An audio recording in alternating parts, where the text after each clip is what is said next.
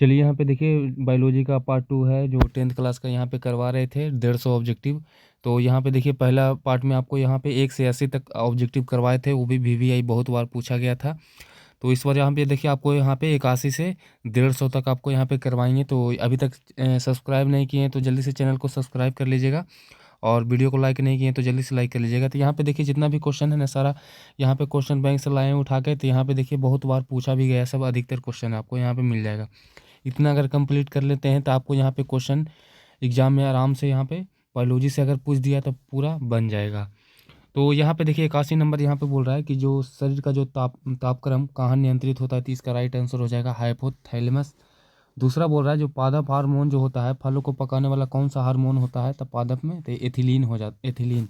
Ethylene जो hormone है ना वो क्या करता है, पादप के फलों को क्या करता है, यानी पेड़ पौधा का जो फल होता है फल को पकाता है। आगे कह रहा है प्रकाश संश्लेषण के लिए आवश्यक गैस कौन सी है, तो यहाँ पे इसको राइट आंसर हो जाएगा CO2। यानी कि जो प्रकाश संश्लेषण जब होता है तो कौन गैस सबसे ज़्यादा यहाँ पे आवश्यक होता है, तो यहाँ पे CO2 याद रखिएगा। CO2 और O2 का मतलब संतुलन कैसे बना रहता है, तो यहाँ पे याद रखिएगा प्रकाश संश्लेषण के द्वारा ही बना रहता है। आगे कह रहा है कि जो पौधे का जो उत्सर्जी पदार्थ होता है उसका नाम क्या है, तो यहाँ पे गोंद और क्या हो जाएगा, रेजिन हो जाएगा। मानव का जो सबसे बड़ा उत्सर्जी अंग क्या है, तो यहाँ पे त्वचा। पूछेगा कि मानव का सबसे बड़ा उत्सर्जी अंग कौन होता है, तो यहाँ पे इसका राइट आंसर हो जाएगा त्वचा। वृक्क की क्रियात्मक इकाई क्या है, तो यहाँ पे राइट आंसर हो जाएगा नेफ्रॉन हो जाता है। और नर युग्मक और मादा युग्मक के संलयन को निषेचन कहा जाता है। आगे कह रहा है कि परागकणों का परागकोश से वर्तिकाग्र तक जाना क्या कहलाता है, यहाँ पे आंसर हो जाएगा परागन कहलाता है।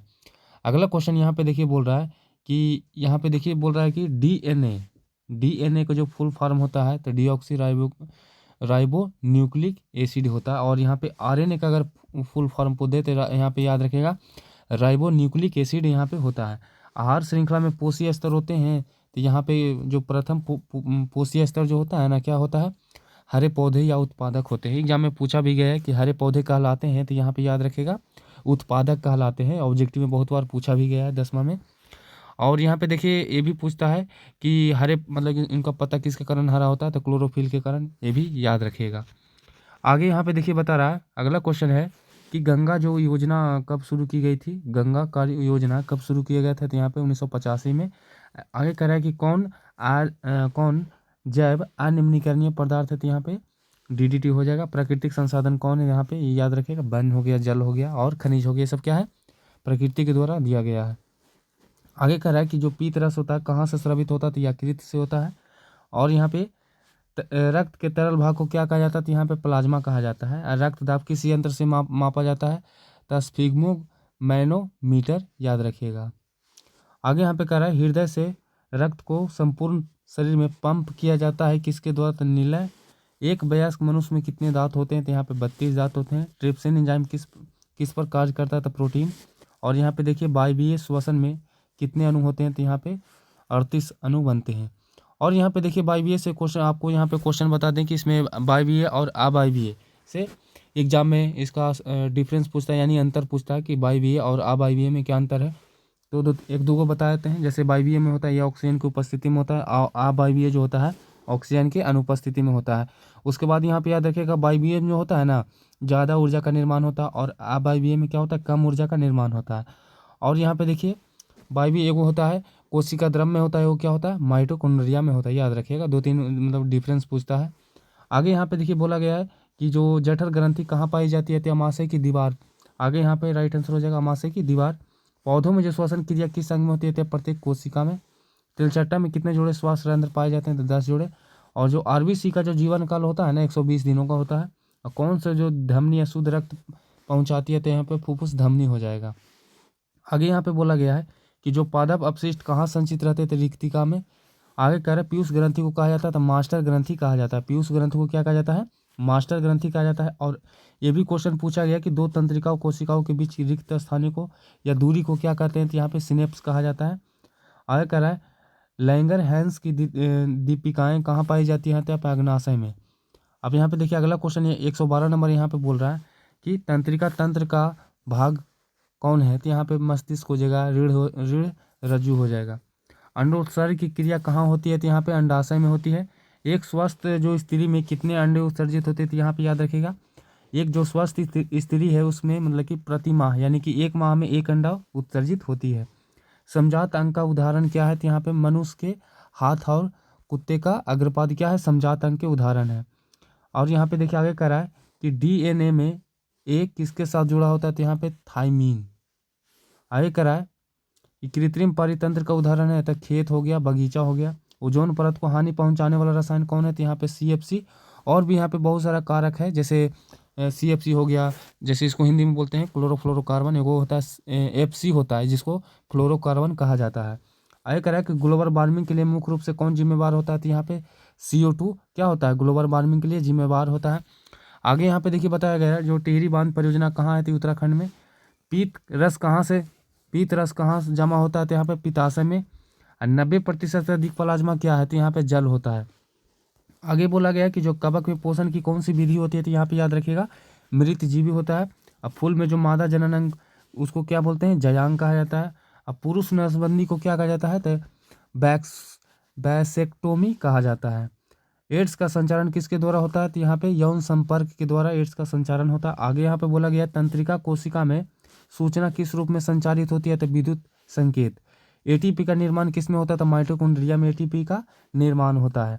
आगे यहाँ पे देखिए बोला जा रहा है कि थायरॉक्सिन जो हार्मोन के स्राव में किसकी आवश्यकता होती है? तो आयोडीन की आवश्यकता होती है।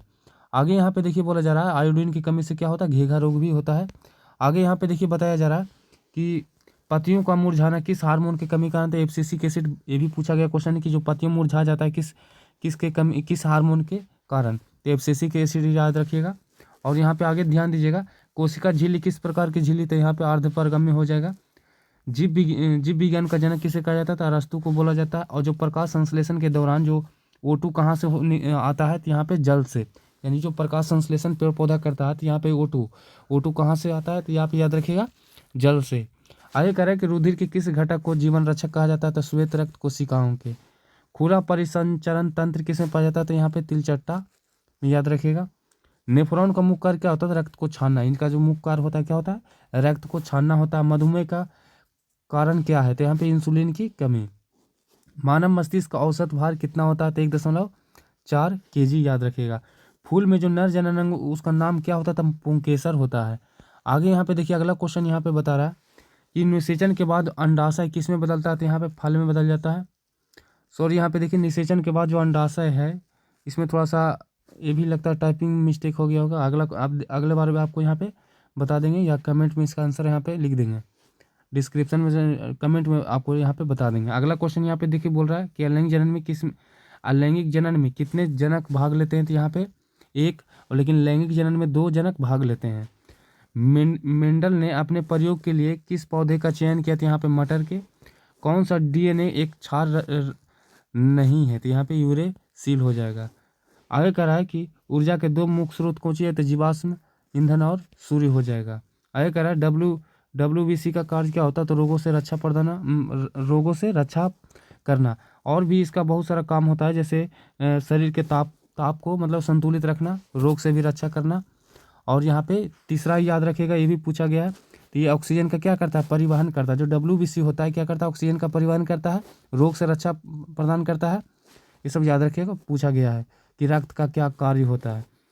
कौन सा अंग अतिरिक्त जल और लवणों को उत्सर्जित करता है? तो यहाँ पे त्वचा हो जाएगा। मानव शरीर की जो मास्टर ग्रंथि किसे कहा जाता है? पीयूष ग्रंथि को कहा जाता है। कौन सा जो HIV का संचरण मार्ग नहीं है? तो हाथ मिलाना। विकास के आधार पर किसे सबसे उन्नत माना जाता है? तो यहाँ पे मानव को। आगे यहाँ पे देखिए सबसे लास्ट क्वेश्चन आपको यहाँ पे बताया जा रहा है कि ओजोन परत का सूत्र क्या होता है? तो O3 होता है। और ये आप याद रखिएगा ओजोन परत जो होता है समताप मंडल में पाया जाता है। और यहाँ पे 15 से 50 किलोमीटर के बीच ये पाया जाता है। तो याद रखिएगा। और इसका जो हानिकारक है पहले बता दिए थे, CFC हो गया, FC हो गया, ये सब क्या होता है? इसका हानिकारक मतलब ओजोन परत को धीरे धीरे इसको अवक्षय कर रहा है। तो ये रहा देखिए आपको यहाँ पे 150 ऑब्जेक्टिव यहाँ पे करवा दिए। तो पार्ट 1 नहीं देखें तो जल्दी से जाके आप देख लीजिएगा। और वीडियो को लाइक नहीं किए तो जल्दी से आप लाइक कर लीजिए और चैनल को सब्सक्राइब कर लीजिएगा। और उसके बाद यहाँ पे देखिए फिजिक्स या केमिस्ट्री आपको यहाँ पे लगातार आप इस चैनल पर आपको वीडियो मिलता रहेगा, क्योंकि आप लोग का एग्ज़ाम बहुत नज़दीक है। तो जल्दी से आप फॉलो भी कर लीजिएगा।